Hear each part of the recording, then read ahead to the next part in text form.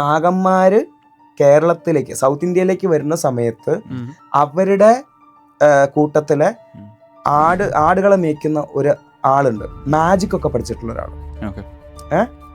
ഈ മാജിക് ഒക്കെ പഠിച്ചിട്ടുള്ള ഒരാളെ ഇവർക്ക് ഭയങ്കര മീൻസ് കുറെ കൺകെട്ട് വിദ്യകളൊക്കെ അറിയാം.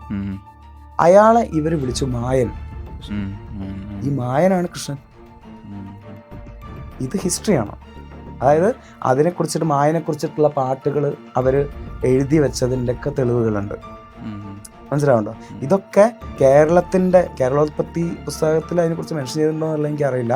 പക്ഷെ കേരളത്തിൽ തന്നെയുള്ള മലയാളികളിൽ 3 or 4 പേര് ഇതിനെക്കുറിച്ച് കൃത്യമായിട്ടുള്ള പുസ്തകങ്ങൾ എഴുതിയിട്ടുണ്ട്. ആ പേരുകൾ എനിക്ക് ഓർമ്മയില്ല, പക്ഷെ ആ പുസ്തകങ്ങൾ ഞാൻ വായിച്ചിട്ടുണ്ട്.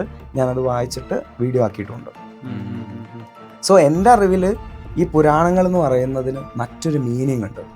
ആ മീനിങ് മനസ്സിലാക്കുന്നവനാണ് യഥാർത്ഥ ഭക്തൻ.